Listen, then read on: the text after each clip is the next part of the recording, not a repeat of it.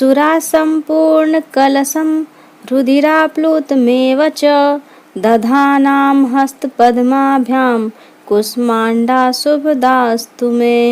नमस्कार मित्रों, राधे राधे। माँ दुर्गा जी के चौथे स्वरूप का नाम कुष्मांडा है। अपनी मंद हल्की सी हंसी द्वारा ब्रह्मांड को उत्पन्न करने के कारण इन्हें कुष्मांडा देवी के नाम से अभिहित किया गया है। जब सृष्टि का अस्तित्व नहीं था, चारों ओर अंधकार ही अंधकार परिव्याप्त था, तब इन्हीं देवी ने अपने इस्त हास्य से ब्रह्मांड की रचना की थी।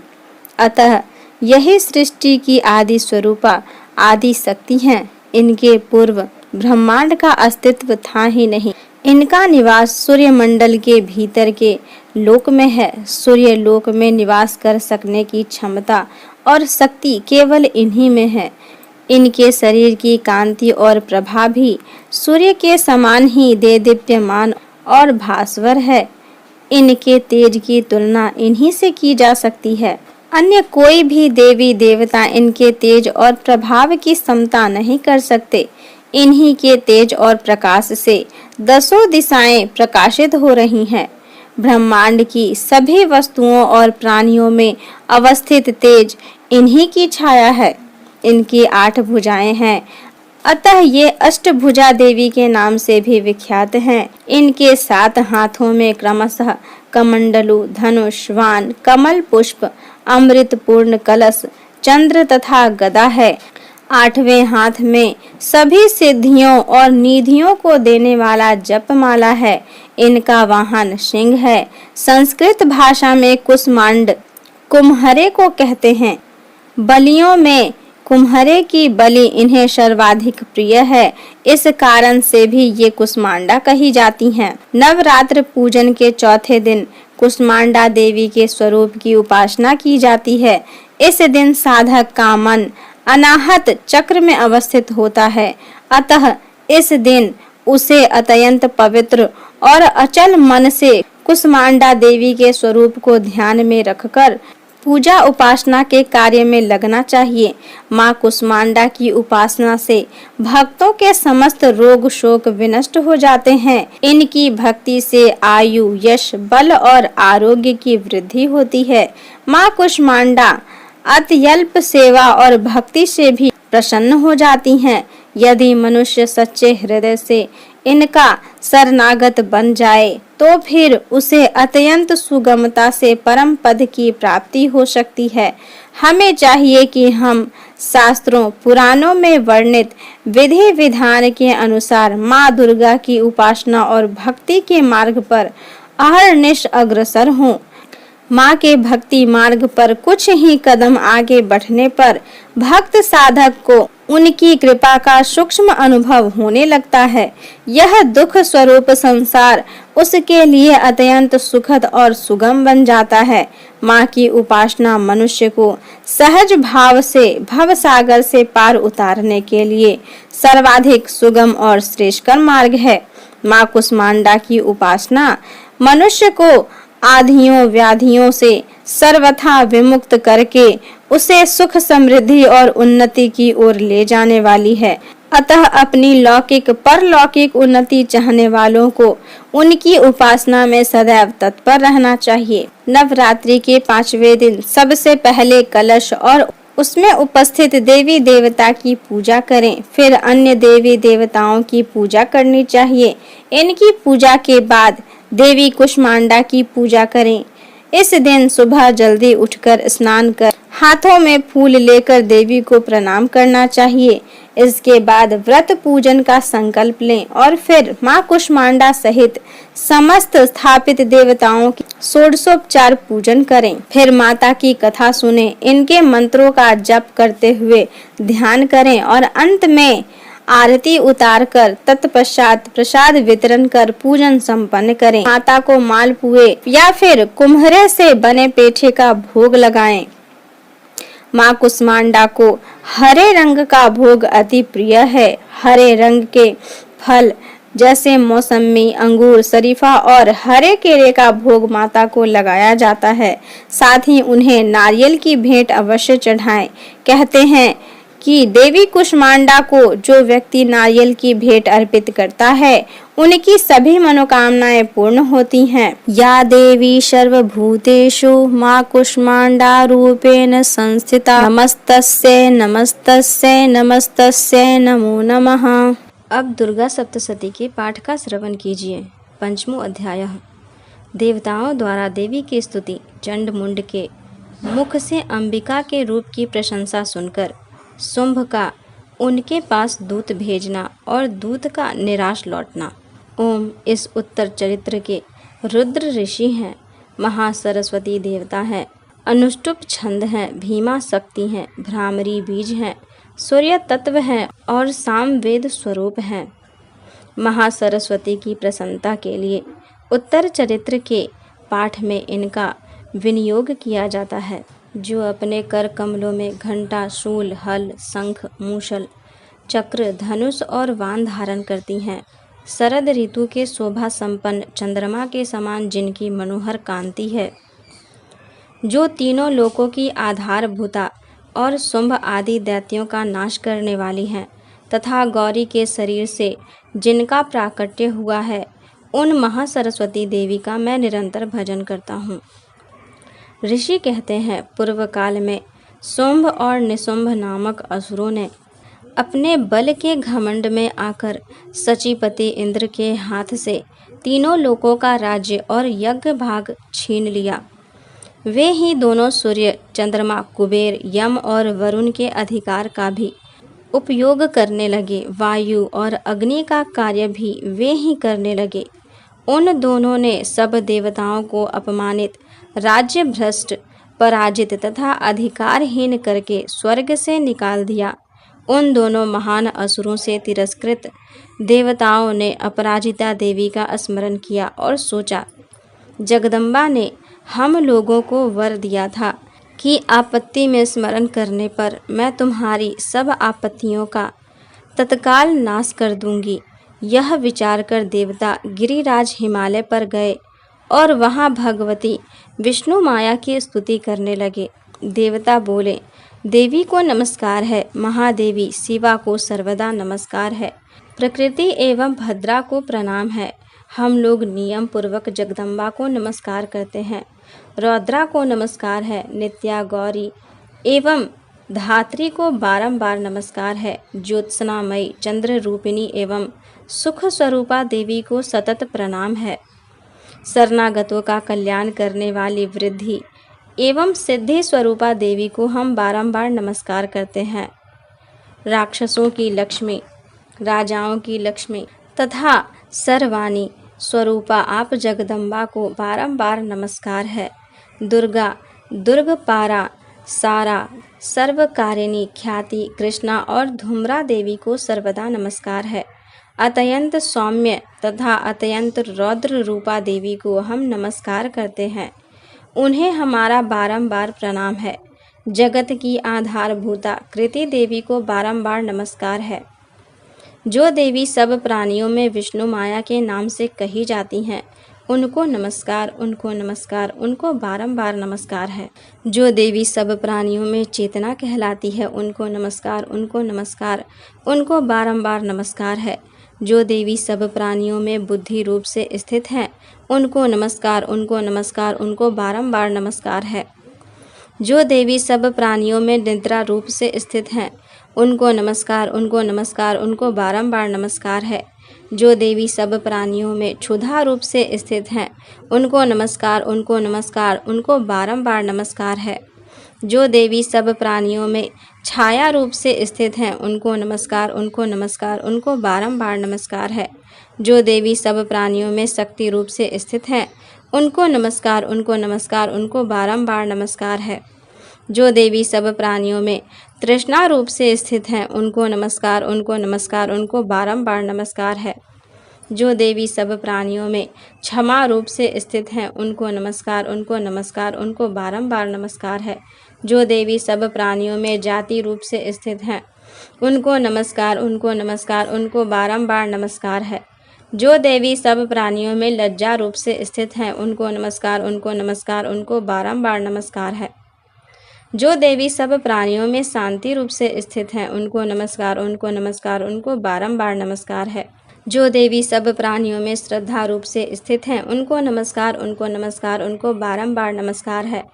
जो देवी सब प्राणियों में कांति रूप से स्थित हैं, उनको नमस्कार, उनको नमस्कार, उनको बारंबार नमस्कार है। जो देवी सब प्राणियों में लक्ष्मी रूप से स्थित हैं, उनको नमस्कार, उनको नमस्कार, उनको बारंबार नमस्कार है। जो देवी सब प्राणियों में वृत्ति रूप से स्थित हैं, उनको नमस्कार, उनको नमस्कार, उनको बारंबार नमस्कार है।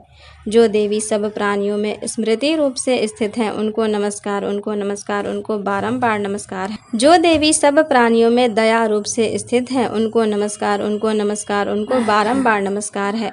जो देवी सब प्राणियों में तुष्टि रूप से स्थित हैं, उनको नमस्कार, उनको नमस्कार, उनको बारंबार नमस्कार है।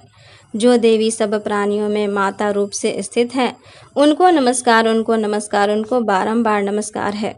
जो देवी सब प्राणियों में भ्रांति रूप से स्थित हैं, उनको नमस्कार, उनको नमस्कार, उनको बारंबार नमस्कार है। जो जीवों के इंद्रिय वर्ग की अधिष्ठात्री देवी एवं सब प्राणियों में सदा व्याप्त रहने वाली हैं, उन व्याप्ति देवी को बारंबार नमस्कार है। जो देवी चैतन्य रूप से इस संपूर्ण जगत को व्याप्त करके स्थित हैं, उनको नमस्कार, उनको नमस्कार, उनको बारंबार नमस्कार है। पूर्व काल में अपने अभिष्ट की प्राप्ति होने से देवताओं ने जिनकी स्तुति की तथा देवराज इंद्र ने बहुत दिनों तक जिनका सेवन किया, वह कल्याण की साधन भूता ईश्वरी हमारा कल्याण और मंगल करे तथा सारी आपत्तियों का नाश कर डाले। उद्दंड दैत्यों से सताए हुए हम सभी देवता जिन परमेश्वरी को इस समय नमस्कार करते हैं तथा जो भक्ति से विनम्र पुरुषों द्वारा स्मरण की जाने पर तत्काल ही संपूर्ण विपत्तियों का नाश कर देती हैं, वे जगदम्बा हमारा संकट दूर करें। ऋषि कहते हैं, राजन, इस प्रकार जब देवता स्तुति कर रहे थे, उस समय पार्वती देवी गंगा जी के जल में स्नान करने के लिए वहां आई। उन सुंदर भौहों वाली भगवती ने देवताओं से पूछा, आप लोग यहाँ किसकी स्तुति करते हैं? तब उन्हीं के शरीर कोश से प्रकट हुई शिवा देवी बोली, शुंभ दैत्य से तिरस्कृत और युद्ध में निशुंभ से पराजित हो यहाँ एकत्रित हुए ये समस्त देवता यह मेरी ही स्तुति कर रहे हैं। पार्वती जी के शरीर कोश से अंबिका का प्रादुर्भाव हुआ था, इसीलिए वे समस्त लोकों में कौशिकी कही जाती हैं।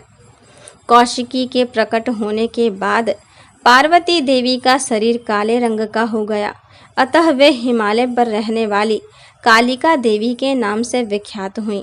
तदंतर शुंभ निशुंभ के भृत्य चंड मुंड वहां आए और उन्होंने परम मनोहर रूप धारण करने वाली अंबिका देवी को देखा। फिर वे शुंभ के पास जाकर बोली, महाराज, एक अत्यंत मनोहर स्त्री है जो अपनी दिव्य कांति से हिमालय को प्रकाशित कर रही है। वैसा उत्तम रूप कहीं किसी ने नहीं देखा होगा। असुरेश्वर, पता लगाइए वह देवी कौन है और उसे ले लीजिए। स्त्रियों में तो वह रत्न है, उसका प्रत्येक अंग बहुत ही सुंदर है तथा वह अपने श्री अंगों की प्रभा से संपूर्ण दिशाओं में प्रकाश फैला रही है। दैत्यराज, अभी वह हिमालय पर ही मौजूद है, आप उसे देख सकते हैं। प्रभु, तीनों लोकों में मणि, हाथी और घोड़े आदि जितने भी रत्न हैं, वे सब इस समय आपके घर में शोभा पाते हैं। हाथियों में रत्नभूत ऐरावत, यह पारिजात का वृक्ष और यह उच्च श्रवा घोड़ा, यह सब आपने इंद्र से ले लिया है। हंसों से जुता हुआ यह विमान भी आपके आंगन में शोभा पाता है। यह रत्नभूत अद्भुत विमान जो पहले ब्रह्मा जी के पास था, अब आपके यहाँ लाया गया है।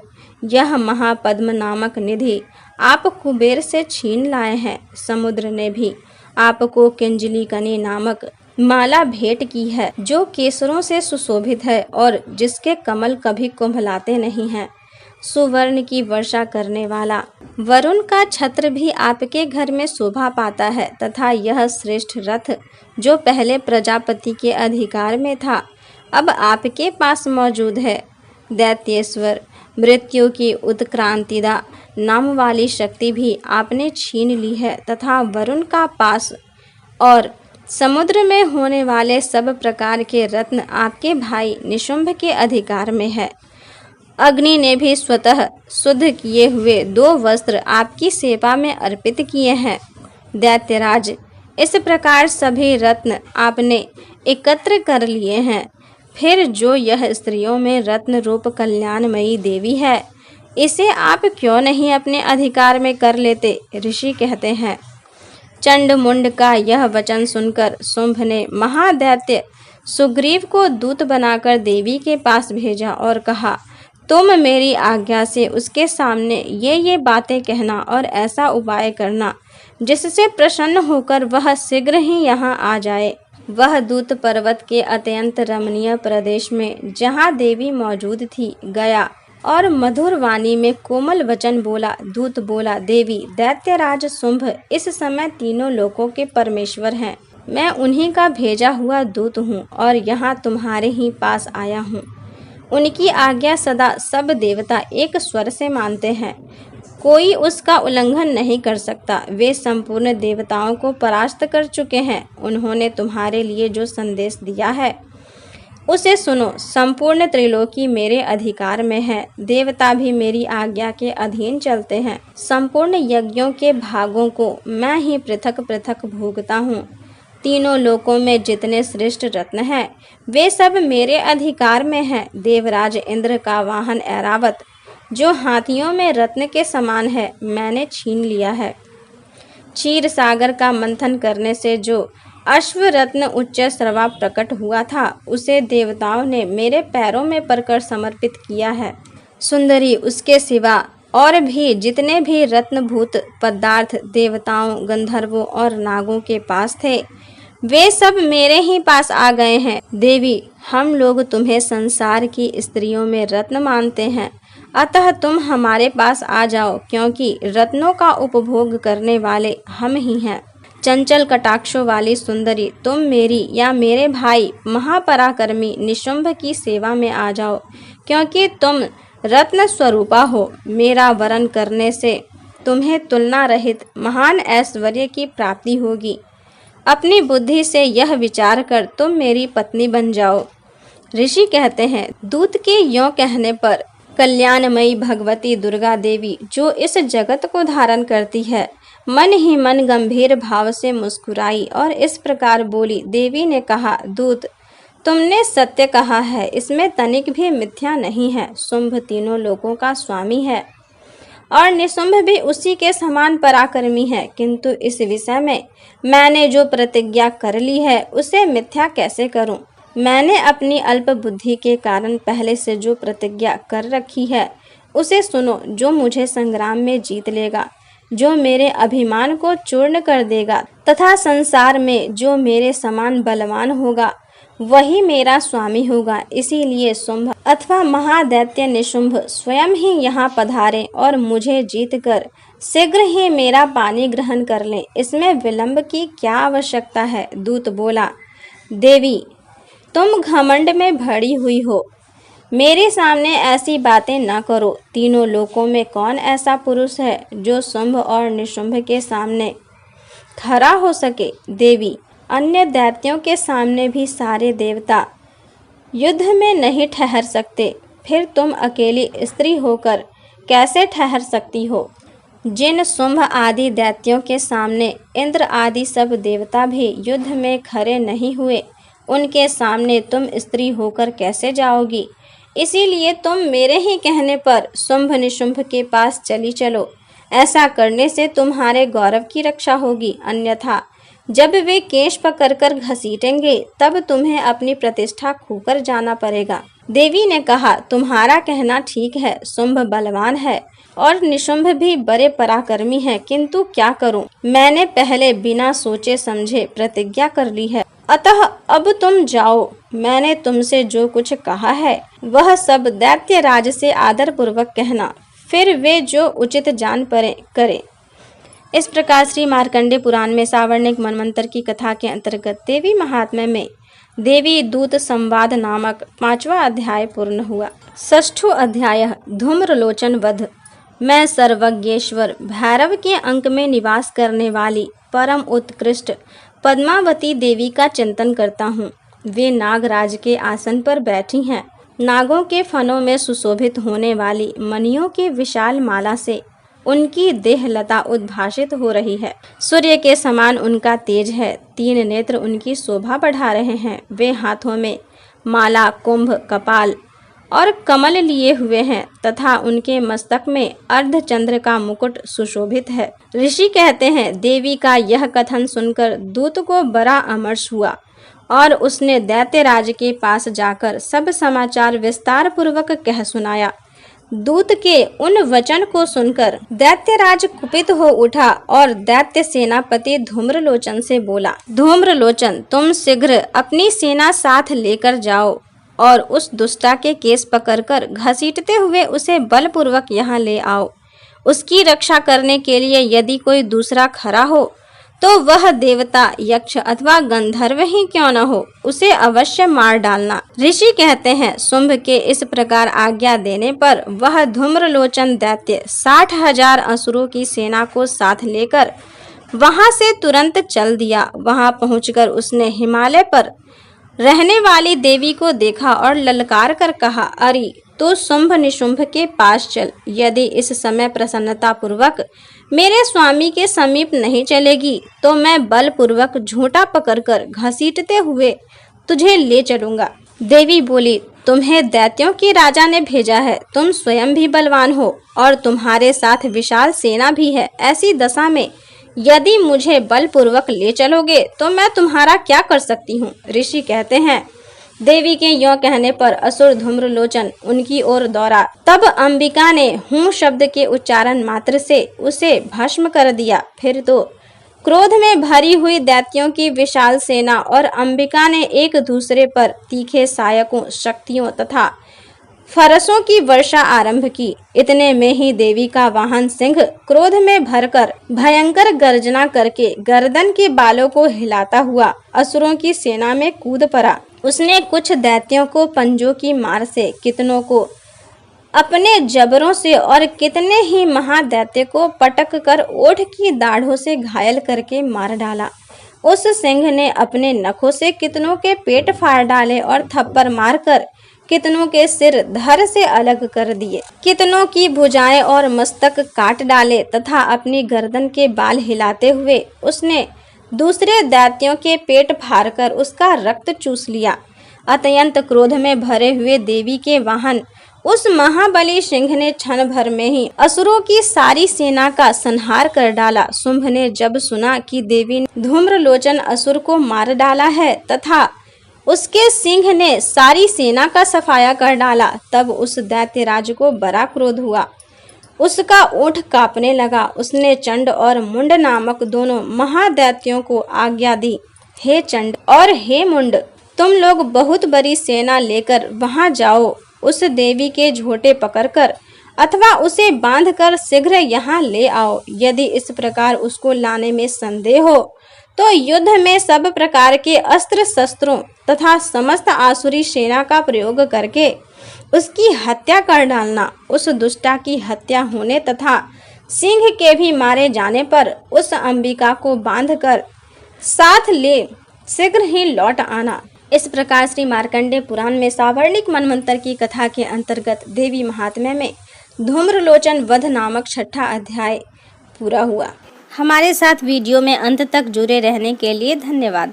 आपका तथा आपके परिवार का दिन शुभ हो तथा आपकी समस्त बाधाएं माता रानी की कृपा से दूर होती रहें और आपका जीवन मंगलमय बना रहे। मिलते हैं अगले वीडियो में, तब तक के लिए धन्यवाद।